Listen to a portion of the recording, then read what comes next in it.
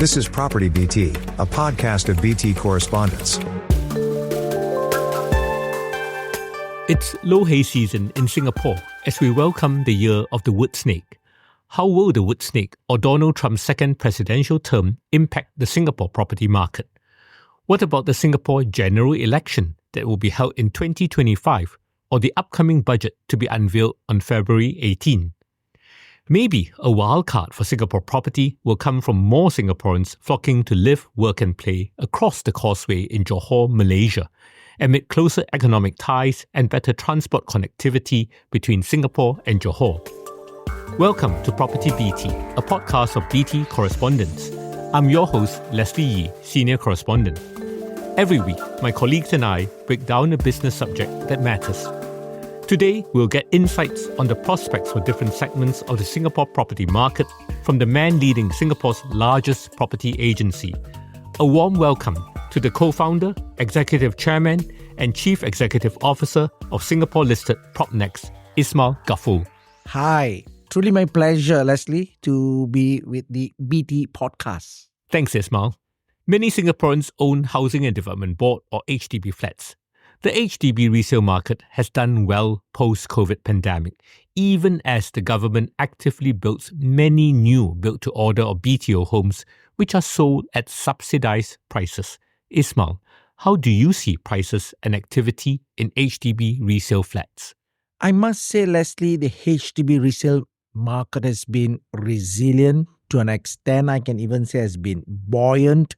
If I look at the numbers, particularly in 2024, there was an uplift in terms of volume of transactions. Almost close to 29,000 units were transacted. The market has greater confidence, generally speaking, and more people are looking towards right sizing, even upgrading from a smaller to a bigger HDB flat. So overall, I think the public housing has been doing well for 2024. And I think looking at 2025, the public housing is expected to continue to do well. But it may not be at the kind of price increase that has taken place in 2024. I mean, if you look at it, Leslie, in 2021, HDB prices went up by 12.7%. And then in 2022, there was an increase of 10.4%, 2 years of a double-digit growth. And in 2023, the HDB went up by 4.9%, only to have a stronger rebound last year by 9.6%. But I'm quite certain for 2025, public housing will do well in terms of volume. But as far as prices are concerned, I'm expecting it to be a little bit more moderate in terms of increase, anything between 5 to 7%. Interesting. You talk about how some people are upgrading within the HDB resale market. One segment that creates a lot of buzz is, of course, the flats that sell for over $1 million each. Do you think we'll see resale flats transacting for close to, say, 2 million Singapore dollars each anytime soon? I think even if it ever happened, Leslie, it is going to be one odd case. Even though 2024 witnessed for the very first time more than 8,000 units transacted at $1 million and above. But again, I must say, this is far and few. We look at it with the overall volume of transactions slightly above 1,000 units only represent less than 4%. Therefore, I think in 2025, we will continue to see more units being transacted well above $1 million, but not likely to hit a $2 million mark in the near future. Okay, Ismail, let's stick with the housing market, but perhaps switch our focus to condos. While there are high-quality HDB homes available, many Singaporeans aspire to condo living. Maybe it is for the access to facilities such as swimming pools, function rooms, and so forth. Maybe it is for the sense of exclusivity and the bragging rights. Ismail, what do you forecast for new private condos and what are the key drivers in this market? I think I would say generally Singaporeans are very practical. I cannot imagine anybody wanting to buy a property at close to $2 million just for bragging rights. But it is more of a desire of lifestyle, truly, Leslie. But beyond that, There's also another element people are looking at it. The element of investment come in private properties. People are buying private properties at a higher price for sure in today's norms, but they're also hoping in time to come when they retire, such property would have appreciated fairly well and they can right size at that time. So overall, I must say for 2025, we are expecting the private property, especially in the segments of the new launch, to do far better than last year. One of the main reasons here is last year there were merely about 7,000 over units were launched, but this year we are expecting close to 13,000 units to be launched, which means to say in 2025, consumers have greater choice. And coupled with, I must say, we all witnessed in November last year, Leslie, there was a sudden surge in the take-up rates of the new launches. And it all started with the federal reducing its interest rates in September. And what are we expecting in 2025? Probably further federal interest rates cuts. So this gives greater confidence, and I think the new launches will do well in 2025. Ismail, I guess you point out that the key drivers for people seeking to buy condos are lifestyle as well as investment. On a per square foot basis, a new condo home may cost 50% more than an older condo unit nearby, right? However, I guess developers are clever with their designs, and so the new 2, 3, 4 bedroom condos are generally much smaller than their older counterparts. Like a new 2-bedroom condo may be like 700 square feet versus over 1,100 square feet sometime back. Ismail, in your view, is relative value to be found with new or old condo homes? Actually, there's no right or wrong. As you exactly pointed out, there is a price difference, especially in terms of per square foot. Mm-hmm. And it could be 30-40% difference. Therefore, it all depends on an individual. Does he value space versus the new design and lifestyle? But one of the key things, Leslie, why people are a bit hesitant to buy the resale properties, even though they are cheaper. First point here is this, the lease depreciation. Some of these properties, the lease would have been lesser by 10, 15 years. So if he buy and keep that for another 10 years, 15 years, when he want to exit, they may only be balanced 60 over lease. So will that property hold its price? That is one of the key concerns. Number two, the greater concern why people are sometimes hesitant to buy the resale properties here is this. Even though it's cheaper by 40% in comparison to the new launch per square foot 2002 versus 1,006, it may be much cheaper. But he knows that even when he buy at 1,006, there were people who bought it 10, 15 years ago only at $800 per square foot. And this group of people in time to come are prepared to sell marginally more than what you purchase because for them it is a double appreciation. As such, the valuation of such property, the growth are muted. Interesting analysis there, Ismail. I think listeners will find that very useful. Aspire for condo good, get landed even better. Right, yes, landed homes which form a tiny percentage of Singapore's housing inventory are highly desirable. Singapore households may be shrinking in size, but still many people love the space and privacy of landed homes. Ismail, are you bullish on prospects for the landed housing segment? I must say, people do tend to say I'm always very positive.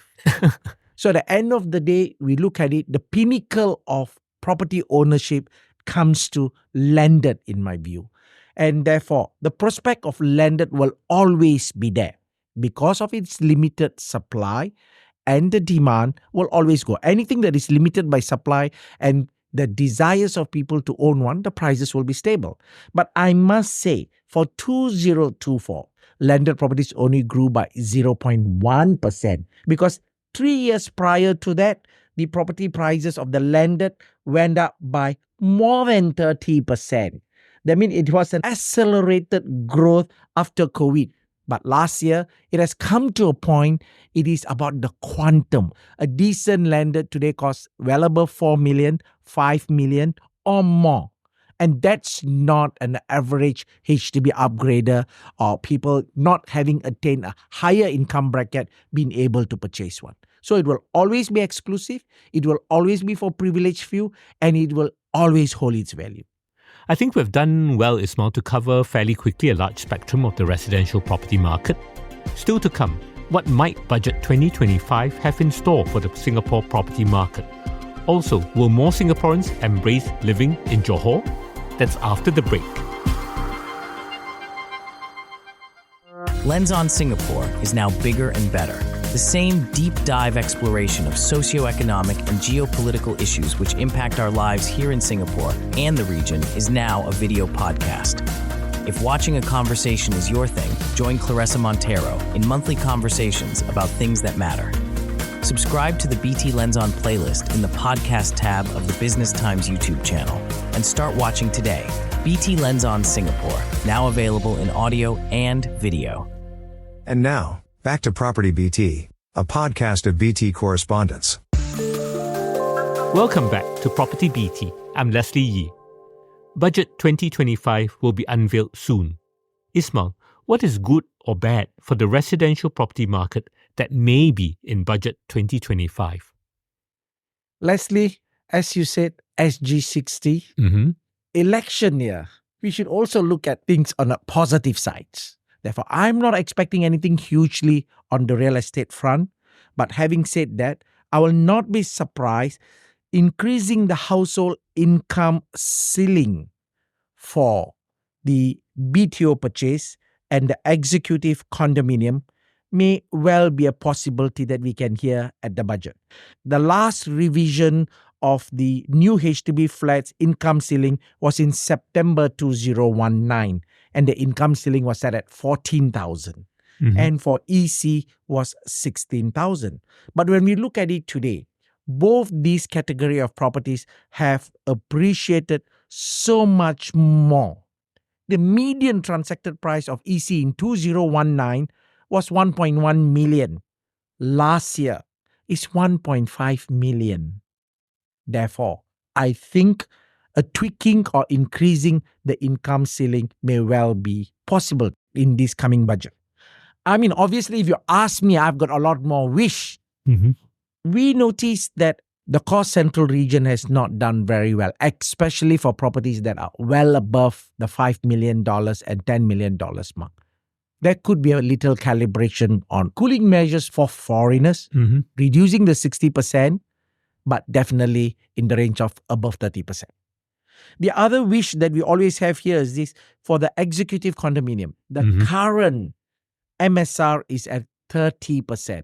MSR refers to mortgage servicing ratio. When the MSR is at 30%, which means to say based on today's median price, a lot of people will not be able to afford to buy, except for the parents who are able to come out the cash. So that's why we are thinking that if the MSR could be tweaked from 30 to 40%, will certainly be a help. Interesting. So we'll see whether some help will come for buyers in the EC market, as well as perhaps for foreigners in the more expensive and prime private residential homes. Singapore's housing market is a stable one. However, with ABSD, it is tough for locals to buy multiple homes. A local property investor may need to explore opportunities outside of residential property. Ismail, what are the interesting opportunities in the non-residential space?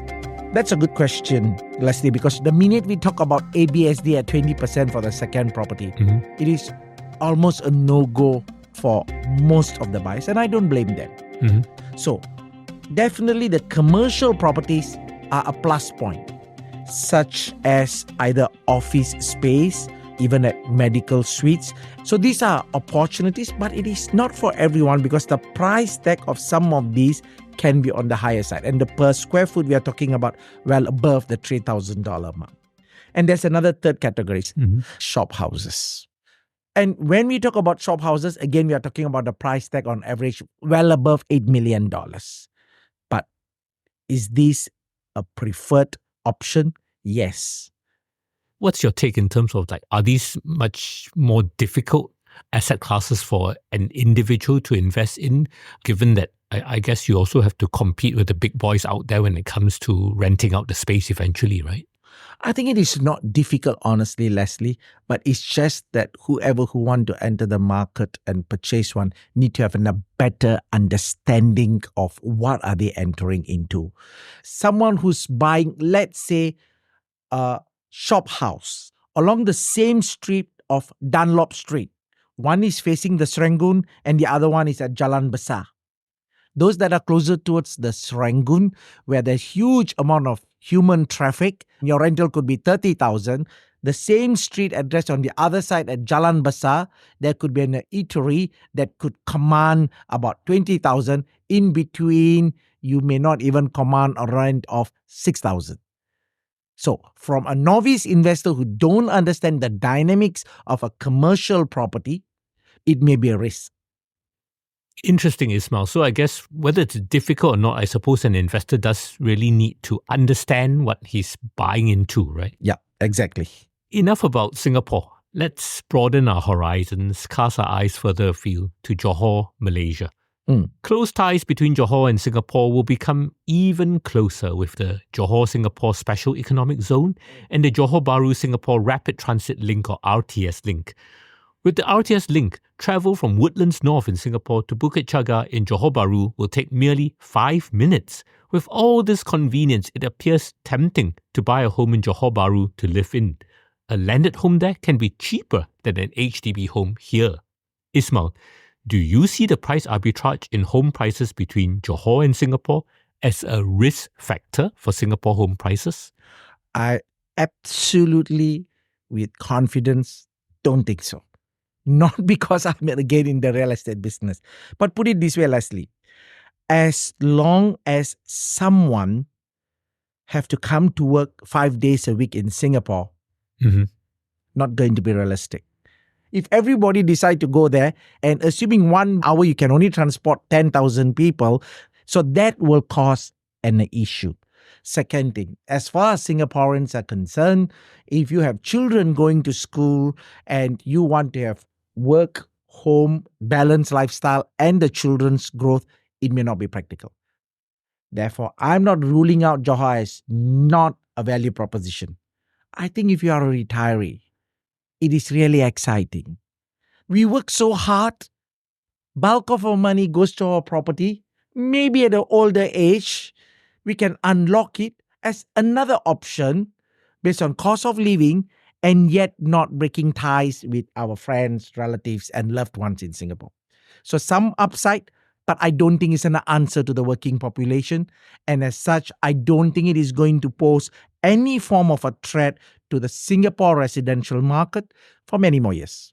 Interesting, Ismail. So I guess in your view, maybe Johor is more an option for the more leisurely retired people. There are risks associated with buying properties overseas. Different property markets have different regulations and nuances. Ismail, do you have any advice for Singaporeans who are looking to take the plunge to buy property in Johor? Yeah, I think generally I would say Johor, for that matter, any overseas, one have to truly understand the local demand.